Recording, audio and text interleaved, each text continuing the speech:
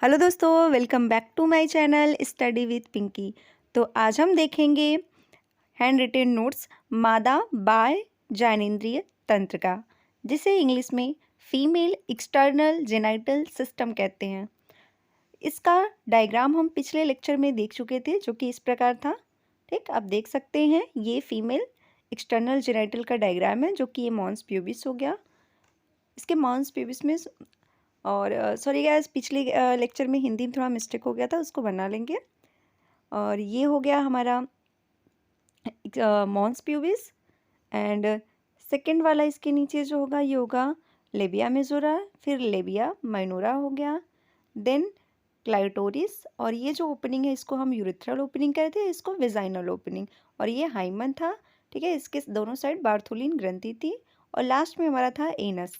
तो अब इस डायग्राम का हम थ्योरेटिकल देखेंगे। थ्योरी में हम देख लेंगे कि पहला है प्यूबिस रोम, जिसे मॉन्स प्यूबिस कहते हैं। सेकंड है बृहद भगोश, जिसे लेबिया मेजोरा कहते हैं। थर्ड है लघु भगोष्ठ, जिसे लेबिया माइनोरा कहते हैं। थर्ड है नेक्स्ट है क्लाइटोरिस भगसेफ। फिर है मूत्र क्षेत्र, मूत्र मार्ग क्षेत्र यूरेथ्रा एंड योनि। देन है हमारा हाइमन और लास्ट है हमारा गुदा द्वार, जिसे हम इंग्लिश में एनस कहते हैं। तो चलिए अब हम इसका डिटेल देख लेते हैं। डिटेल आपको हैंड रिटेन नोट्स मिल जाएगा, आप इसे अपने कॉपी पे नोट कर सकते हैं। तो इसका डिटेल देख लेते हैं। डिटेल में हमारा पहला हेडिंग हो जाएगा मादा बाह्य जननेंद्रिय, फीमेल एक्सटर्नल जेनिटल। यह मादा का बाह्य जननांग होता है, जो कि शरीर के उदर गुहा यानी कि बाहर की ओर स्थित होता है। इसे सामान्य रूप से वल्वा कहते हैं। इसके मुख्यतः निम्न भाग होते हैं। तो इसका पहला भाग देख लेते हैं। फर्स्ट भाग इसका हो जाएगा प्यूबिस रोम, जिसे हम मॉन्स प्यूबिस कहते हैं। यह एक वसायुक्त ऊतक होता है, जो कि जननांग क्षेत्र के ऊपर की ओर स्थित होता है। मादा के यौवनावस्था में इस क्षेत्र में सघन रोम यानी बाल निकल जाते हैं, जो कि किशोरा अवस्था को प्रदर्शित करते हैं। नेक्स्ट हमारा हेडिंग है बृहद भगोष्ठ। तो इसको देख लेते हैं। बृहद भगोष्ठ, जिसे हम इंग्लिश में लेबिया मेजोरा कहते हैं। लेबिया मेजोरा क्या होता है? तो यह बाहरी चमड़े का मुड़ा हुआ परत के समान संरचना होता है, जिसके बाहरी भाग पर रोम उपस्थित होते हैं, परंतु आंतरिक भाग पर रोम अनुपस्थित होता है। यह मॉन्स प्यूबिस क्षेत्र के ठीक नीचे स्थित होता है। तो चलिए हम इसका डायग्राम में देख लेते हैं। डायग्राम में ये कहाँ प्रेजेंट है? तो ये ऊपर की ओर हो गया हमारा मॉन्स प्यूबिस, जो कि इसमें रूट हेयर लाइक स्ट्रक्चर होते हैं।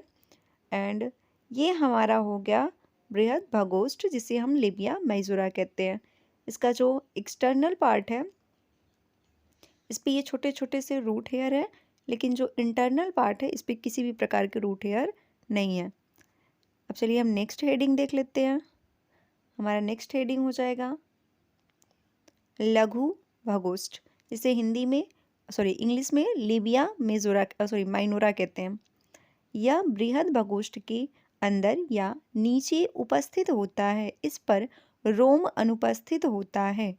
यह भगशेफ यानी क्लाइटोरिस को दोनों ओर से घेरे होता है, यानी कि ये क्लाइटोरिस के बीच में स्थित होता है। क्लाइटोरिस इसके बीच में स्थित होता है। डायग्राम में देख लेते हैं। ये हमारा हो गया लेबिया माइनोरा और इसके बीच में आप देख सकते हैं ऊपर की ओर क्लाइटोरिस स्थित है। नेक्स्ट हमारा हेडिंग है भग शेफ, जिसे इंग्लिश में क्लाइटोरिस कहते हैं। यह एक छोटा सा अत्यंत संवेदनशील अंग होता है, जो लघु भगोष्ठ के ऊपर स्थित होता है।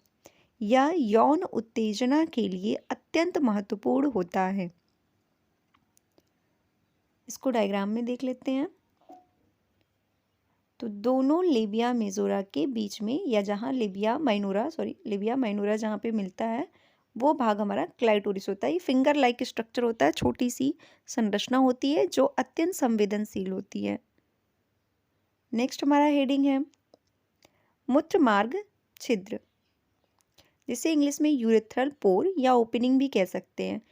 क्लाइटोरिस के ठीक नीचे एक छिद्र उपस्थित होता है, उसे मूत्र मार्ग छिद्र कहते हैं, जिसके द्वारा मूत्र का त्याग होता है। डायग्राम में इसको देख लेते हैं हम लोग कि डायग्राम में ये कहाँ प्रेजेंट है। तो ये हो गया हमारा डायग्राम। डायग्राम में ऊपर की ओर हो गया ये क्लाइटोरिस, उसके जस्ट नीचे ये जो ओपनिंग है इसी को हम बोलते हैं यूरेथ्रल पोर या ओपनिंग। हिंदी में इसको मूत्र मार्ग छिद्र कहते हैं। नेक्स्ट हेडिंग हमारा हो गया योनि छिद्र, वेजाइनल ओपनिंग। यह एक संकीर्ण या सकरा मार्ग होता है जो कि शुक्राणुओं को गर्भाशय तक पहुंचाने का एक माध्यम होता है तथा प्रसव के दौरान शिशु को बाहर निकालने के लिए मार्ग की तरह कार्य करता है। इसको भी हम डायग्राम के थ्रू देख लेते हैं, समझ लेते हैं इसको। तो यह हो गया हमारा डायग्राम। सबसे ऊपर हो गया क्लाइटोरिस, जस्ट नीचे हो गया यूरेथ्रल पोर और ये हमारा हो गया वेजाइनल ओपनिंग या पोर, इसमें हाइमन मेम्ब्रेन है। नेक्स्ट हमारा हेडिंग है गुदा द्वार, जिसे इंग्लिश में एनस कहते हैं। यह मादा बाह्य जननांग का भाग नहीं होता है, इसके द्वारा शरीर के अपशिष्ट पदार्थों को बाहर निकाला जाता है। डायग्राम में इसको देख लेते हैं।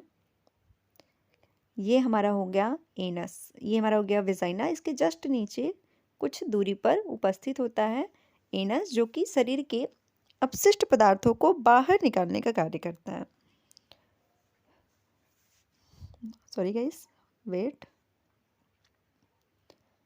तो ये शरीर का जो अपशिष्ट पदार्थ होता है उसको शरीर से बाहर निकालता है, इसका मुख्य कार्य यही होता है। नेक्स्ट हेडिंग हम देख लेते हैं। हमारा नेक्स्ट हेडिंग हो जाएगा बार्थोलिन ग्रंथि, इंग्लिश में इसे बार्थोलिन ग्लैंड कहते हैं। यह एक जोड़ी छोटी ग्रंथियां होती हैं जो योनि मार्ग के दोनों ओर स्थित होती हैं। चलिए इसे हम डायग्राम के थ्रू देख लेते हैं।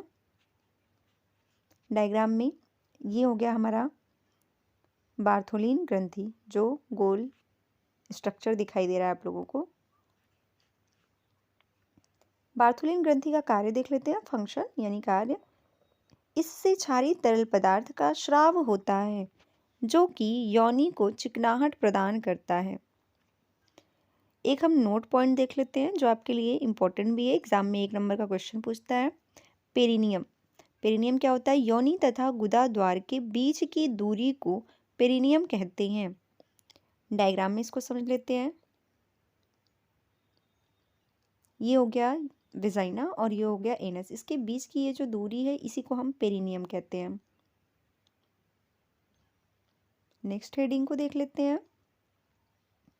जो कि हमारा लास्ट हेडिंग होगा हाइमन, इंग्लिश में भी इसे हाइमन ही कहते हैं। यह एक पतली झिल्ली होती है जो योनि के द्वार को आंशिक या पूर्ण रूप से ढका होता है, जो कि प्रथम बार संभोग करने पर टूट जाता है, परंतु यह अन्य कारणों जैसे साइकिल चलाने, घुड़सवारी, कुश्ती, लंबी कूद इत्यादि के कारण भी टूट सकता है।